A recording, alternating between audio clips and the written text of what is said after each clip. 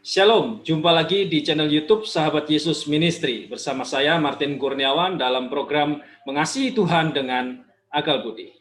Ini adalah sebuah program pembelajaran seputar ayat Alkitab dan iman Kristen yang berbentuk tanya jawab. Seperti biasa, di mana di sini saya akan membacakan semua pertanyaan-pertanyaan yang sudah masuk dan saya akan menjawabnya secara singkat, padat, dan sejelas mungkin. Untuk itu saudara-saudara, ikuti terus video ini sampai dengan akhir sehingga saudara dapat belajar banyak dari semua pertanyaan-pertanyaan dan jawaban-jawaban yang sudah saya bagikan di dalam video ini. Oke, kasihi Tuhan dengan segenap akal budimu. Oke, kita langsung saja ke pertanyaan yang pertama. Shalom, selamat pagi Pak. Bagaimana dengan nasib orang-orang yang sudah meninggal sebelum Yesus lahir? Atau orang-orang di pedalaman yang sudah meninggal belum pernah mendengar keselamatan oleh Yesus atau belum mengenal Yesus. Apakah mereka berada di neraka atau di surga, Pak? Terima kasih. Ya, oke, baik. Saya mulai dari zaman perjanjian baru terlebih dahulu ya. Pertama, orang-orang pada zaman perjanjian baru atau PP ya, yang sudah mendengar Injil akan selamat kalau mereka itu percaya pada Kristus. Dan akan binasa kalau mereka itu tidak percaya kepada Kristus. Itu yang pertama ya. Kemudian yang kedua, orang-orang pada zaman perjanjian baru, PP, yang belum mendengar Injil, jelas mereka ini akan binasa atau masuk neraka. Baik itu mereka yang ada di mana saja, termasuk di pedalaman juga. Sebab begini, kalau orang yang tidak pernah mendengar Injil bisa masuk ke dalam surga, maka untuk apa kita diperintahkan untuk memberitakan Injil, ya kan? Kita diperintahkan untuk memberitakan Injil dan menjadikan semua bangsa murid Yesus. Sesuai dengan apa? Matius 28 ayat 19. Ini jelas, ya kan? Ini jelas menunjukkan bahwa orang yang tidak pernah mendengar Injil itu pasti tidak bisa selamat. Ya, sekarang kita mundur ke Perjanjian Lama atau PL. Yang pertama, orang-orang pada zaman perjanjian lama atau PL yang mempunyai hukum Taurat akan dihakimi berdasarkan hukum Taurat. Mereka akan selamat kalau mereka mentaati hukum Taurat itu apa? Secara sempurna. Dan tentu saja tidak seorang pun yang bisa taat secara sempurna. Tetapi mereka tetap masih bisa selamat karena iman.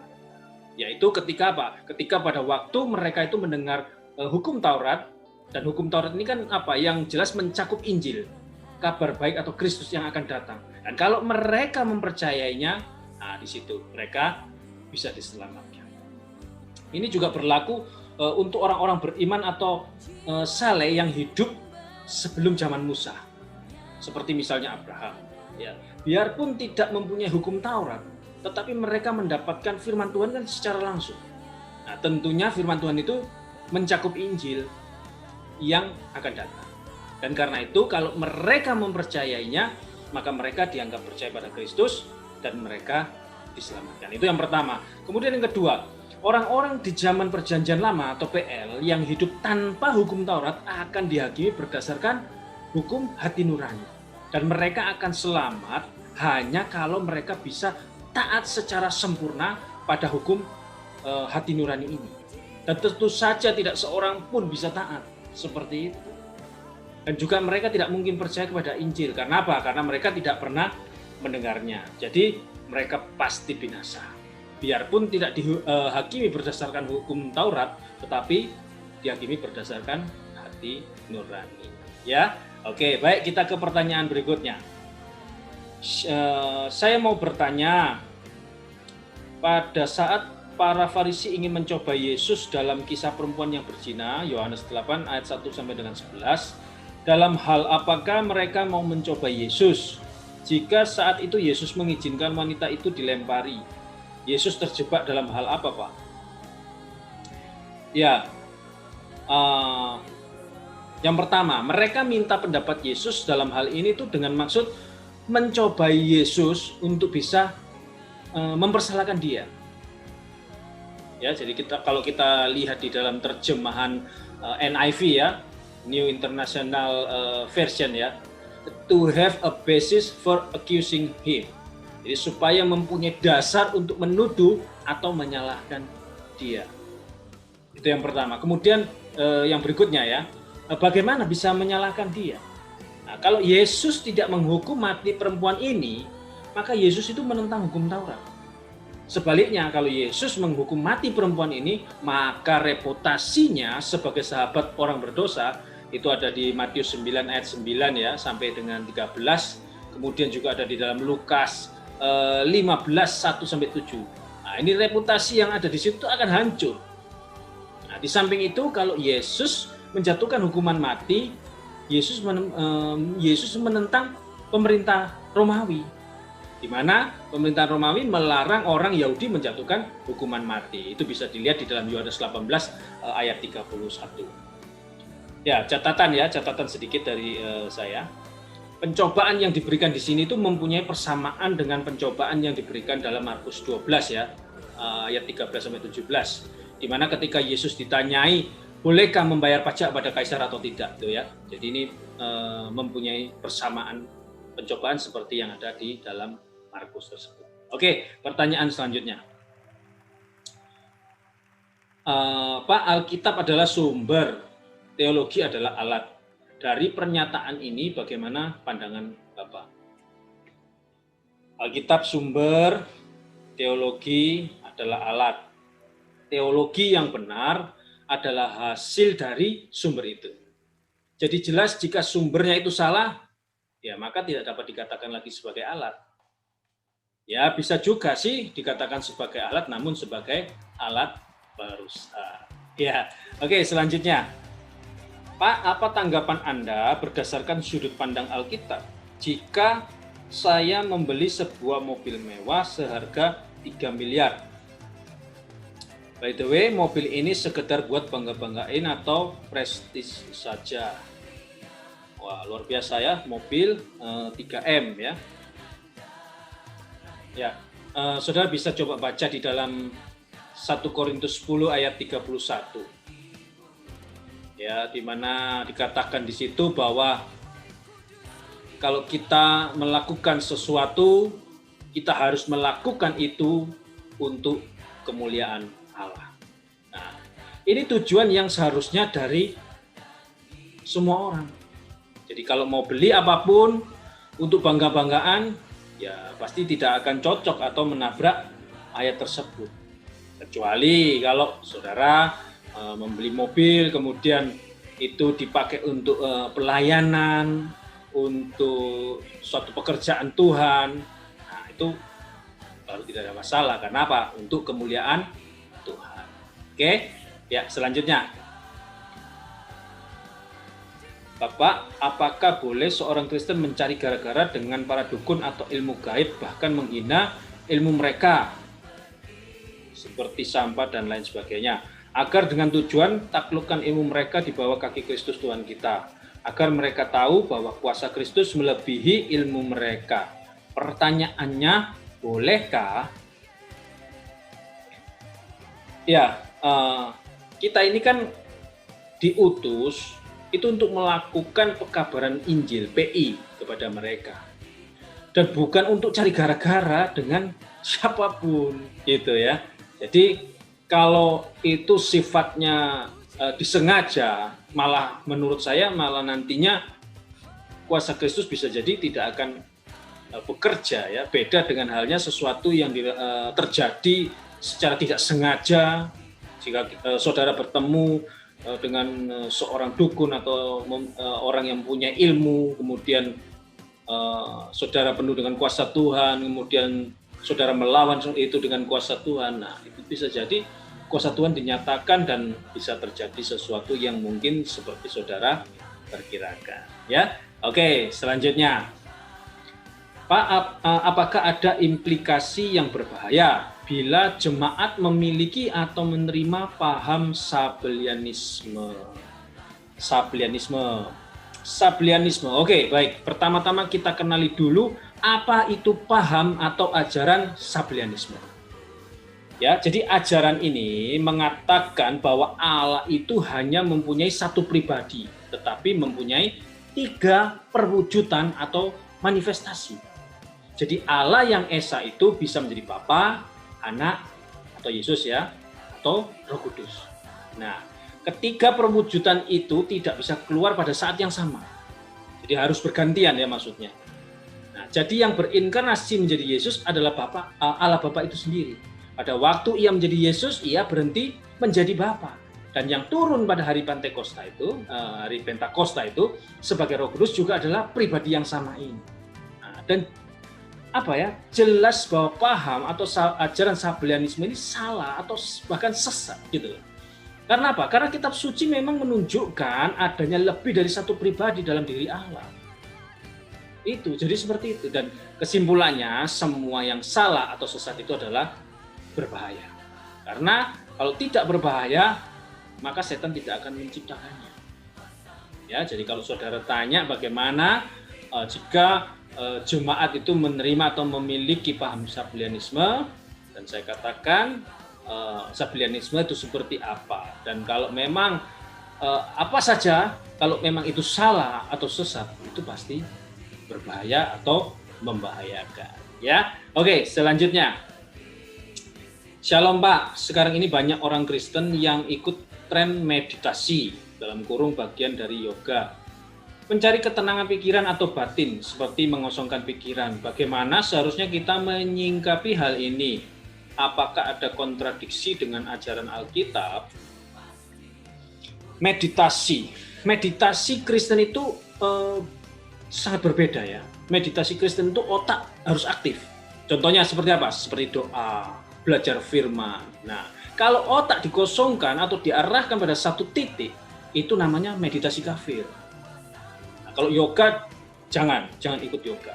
Kenapa? Karena itu sudah termasuk okultisme, berurusan dengan kuasa gelap. Nah, yoga dalam tingkat tinggi ya, itu memungkinkan orangnya bisa menghilang. Nah, ini apa kalau tidak menggunakan kuasa-kuasa gelap, ya? Terus memusatkan pikiran pada satu titik atau mengosongkan pikiran. Sebab apabila seseorang itu menjernihkan atau mengosongkan pikirannya, maka ia itu sesungguhnya sedang membuka diri pada berbagai kekuatan kegelapan. Nah, ini yang harus kita waspadai, harus kita perhatikan ya. Sedangkan kita ini hanya diperintahkan membiarkan pikiran kita itu didiami oleh berbagai hal-hal yang kudus berasal dari Tuhan saja dan merenungkan kitab suci. Ya, jadi sekali lagi kita tidak boleh mengosongkan pikiran kita, tidak boleh mengosongkan diri kita dan membuka diri kita kepada hal-hal yang lain. Jadi diri kita itu hanya terbuka bagi Tuhan saja. Ya, oke, baik. Berikutnya, salam sejahtera, Pak. Saya bingung sekaligus penasaran tentang mengapa Paulus menafsirkan baptisan sebagai pengganti sunat. Apa dasar penafsiran tersebut? Padahal Yesus tidak pernah meniadakan sunat dan Yesus sendiri juga disunat plus dibaptis. Mohon petunjuknya. Karena memang sunat digantikan oleh baptisan itu sebagai sakramen pertama. Ya, jadi kalau di zaman Perjanjian Lama itu kan ada sunat ya. Nah, terus kemudian dalam Perjanjian Baru itu diganti oleh baptisan. Karena sunat sudah tidak ada. Nah, Yesus hidup atau melayani dalam Perjanjian Lama, makanya Yesus masih disunat. Berbeda dengan Rasul Paulus yang hidup atau melayani dalam Perjanjian Baru. Ya, jadi perlu diketahui bahwa batasan secara teologis antara Perjanjian Lama dan Perjanjian Baru adalah kematian Kristus. Jadi selama Kristus itu belum mati, dia masih masuk dalam Perjanjian Lama. Setelah Kristus mati, itu baru Perjanjian Baru. Nah, saat itu tirai bait Allah kan terbelah dan seluruh bait Allah dan upacara-upacara itu dihapuskan. Itu Efesus 2 ayat 15. Nah, sunat itu kan termasuk dalam hukum tersebut, yaitu hukum upacara. Nah, baca surat Galatia dan kemudian juga di dalam Kisah 15 ayat 1 sampai 2. Itu di situ bisa saudara lihat. Ya, oke. Selanjutnya, Shalom, selamat malam Pak. Saya mau tanya, sejauh mana peran Roh Kudus dalam natur kemanusiaan Kristus? peran Roh Kudus ya. Peran Roh Kudus yaitu menjaga kekudusan manusia Yesus mulai dari detik pertama keberadaannya sampai dia mati. Itu peranan Roh Kudus pada waktu atau di dalam urusan Yesus ya. Oke, ya baik, ke pertanyaan berikutnya. Pak, apa benar perpuluhan harus diberikan ke hamba Tuhan? Mohon koreksi. Apa benar perpuluhan diberikan pada hamba Tuhan? Yang bilang persembahan persepuluhan itu harus diberikan pada Tuhan, pada hamba Tuhan atau pendeta itu siapa? Persembahan persepuluhan itu diberikan ke gereja. Dan nanti gereja yang atur untuk semua penggunaannya. Termasuk di dalamnya apa? Memberikan gaji atau memberikan upah ya bagi para pendeta yang melayani. Itu. Jadi persembahan persepuluhan itu bukan diberikan pada hamba Tuhan atau pendetanya, tapi diberikan ke gereja. Dan nanti gereja yang akan atur semuanya untuk penggunaannya, nah termasuk di dalamnya untuk mencukupi kehidupan para hamba-hamba Tuhan dan termasuk di dalamnya juga apa? Untuk perawatan gerejanya juga. Ya, jadi seperti itu. Oke, berikutnya. Shalom Pak, apakah masih diwajibkan memberi perpuluhan di masa perjanjian baru ini? Perpuluhan di dalam perjanjian baru. Ya, karena makna atau kondisinya itu sama. Hamba Tuhan dalam perjanjian lama maupun hamba Tuhan dalam perjanjian baru itu seharusnya memang full timer. Sehingga mereka akhirnya tidak bisa mencari nafkah, ya kan? Dan hal itulah yang menjadikan dia kemudian harus diberi atau disokong oleh jemaat. Nah, ini yang benar itu seperti itu. Jadi hamba-hamba Tuhan yang full timer, dia memang fokus melayani sehingga dia tidak bisa untuk bekerja sekuler ya, tidak bisa bekerja yang di luar pekerjaan dari pelayanan.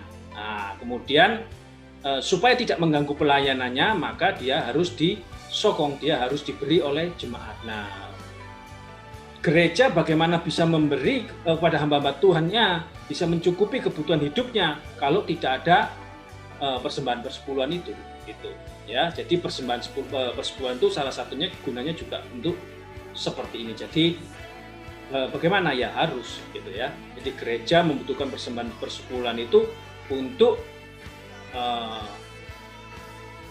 pelayanan, ya, pelayanan hamba Tuhan, pelayanan gerejanya dan sebagainya.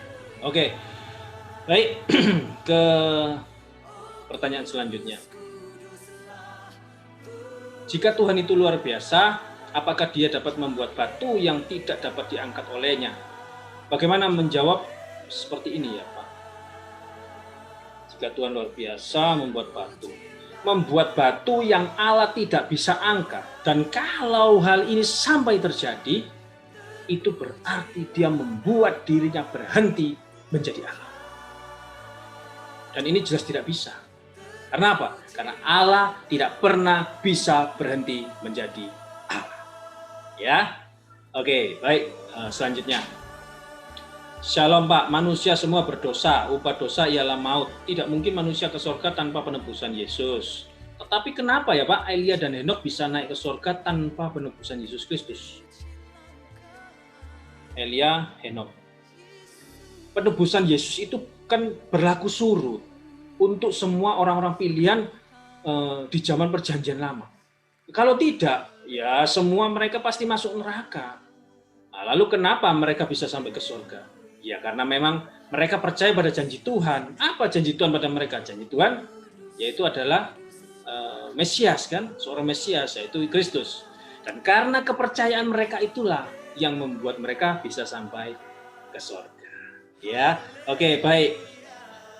Selanjutnya, Shalom Pak. Menurut Wahyu 20:10, dan iblis yang menyesatkan mereka dilemparkan ke dalam lautan api dan belerang, yaitu tempat binatang dan nabi palsu itu, dan mereka disiksa siang malam sampai selama-lamanya. Yang menyiksa manusia berdosa di neraka itu siapa Pak? Oke, baik. Ya, kalau saudara tanya siapa yang menyiksa di neraka nanti, jawabannya hanya satu, yaitu Tuhan. Nah, hal ini bisa kita lihat saat kasus 2 orang kerasukan setan pada waktu itu, yang kemudian pindah ke kawanan babi ya. Pernah dengar cerita ini ya? Coba perhatikan kata-kata setan itu kepada Yesus. Coba lihat di dalam Matius 8 ayat 29. Ya, ketika setan-setan itu berteriak kepada Yesus, dia bilang, apa urusanmu dengan kami, hai anak Allah? Adakah engkau, Yesus ya maksudnya, kemari untuk menyiksa kami sebelum waktunya? Coba perhatikan kata-kata menyiksa kami sebelum waktunya. Nah, jadi jelas ya bahwa ada waktunya nanti di mana Tuhanlah yang akan menyiksa semua orang berdosa, termasuk para setan dan atau iblis-iblis yang di dalam neraka. Jadi kalau saudara tanya siapa yang menyiksa nanti di neraka, jawabannya adalah Tuhan. Oke, baik, kita ke pertanyaan yang terakhir. Pak, apakah dosa tangkap atau perangkap musang lalu dibunuh? Sebab sangat banyak dan makanin buah-buah di pohon. Di dalam plafon juga berisik sekali. Bukan binatang piaraan saya sih. Nyamuk, kecoa, tikus, lalat kita tidak bunuh. Mohon ayatnya kalau dosa atau tidak dosa. Seandainya dosa harus diapakan dong? Terima kasih. Iya. Apakah dosa? Ya jelas tidak, gitu loh. Boleh saja membunuh binatang kalau itu memang membahayakan atau mengganggu, atau bahkan untuk dimakan sekalipun, ya kan? Kalau memang tidak boleh dimakan, bagaimana dengan ayam, sapi yang jelas-jelas dikonsumsi oleh semua orang di seluruh penjuru dunia? Ya, kalau memang tidak boleh, ini kan sudah jelas banyak sekali orang yang melanggar. Ya, jadi selama memang hewan tersebut berguna, boleh atau bisa dikonsumsi. Banyaklah seperti contohnya ada kelelawar ya, kalau di Manado itu paniki ya, itu bisa menyembuhkan asma. Bisa ya banyak juga ular itu banyak kegunaan, bisa untuk gatal-gatal, tokek juga. Seperti itu untuk penyakit-penyakit kulit. Jadi tidak ada masalah. Jika kita melihat ya di dalam 1 Korintus 10 ayat yang ke-23, kemudian 25 sampai 26. Itu dikatakan di sana apa? Bukan segala sesuatu berguna, segala sesuatu diperbolehkan benar, tapi bukan segala sesuatu membangun. Yang 25 berkata bahwa apa?